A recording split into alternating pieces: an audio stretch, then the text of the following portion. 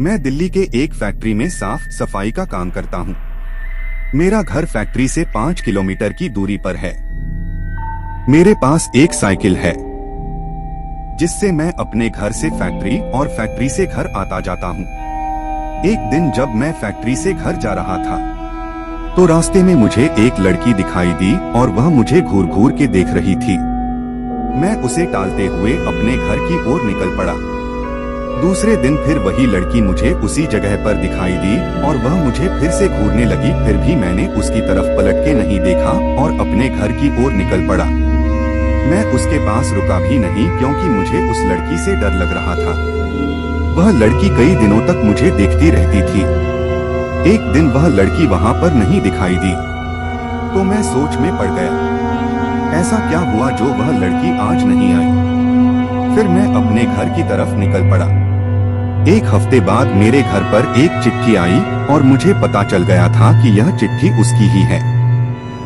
उसमें उसका नाम प्रीति लिखा हुआ था और उसमें से एक फोटो निकली थी जो कि उसी लड़की की थी। मैं चौंक गया कि उसे मेरा पता कैसे चला। उस चिट्ठी में लिखा हुआ था कि कल जब फैक्ट्री से निकलो तो जहां पर मैं खड़ी रहती हूं वहां पर मेरा इंतजार करना। उसके दूसरे दिन मैं वहां पर पहुंच गया तो वह लड़की वहां पर नहीं खड़ी थी। मैंने काफी इंतजार किया, फिर मैं अपने घर की तरफ चल दिया और तभी मुझे याद आया कि वो जो चिट्ठी आई थी उसमें उसका पता तो होगा। फिर मैं उसका पता पढ़कर उसके पते के अनुसार मैं उसके घर मिलने के लिए गया। दरवाजा खोलते ही एक आदमी आया और बोला कि क्या काम है। तो मैंने बोला कि मुझे प्रीति से मिलना है। तो उस आदमी ने बोला कि मैं उसका पापा हूँ और प्रीति को मरे हुए 2 महीने हो चुके हैं। मेरे हाथ पांव कांपने लगे। मैं सोच में पड़ गया कि वह लड़की जो मुझे रास्ते में मिली थी और जिसने मुझे चिट्ठी भेजी थी वह कौन होगी।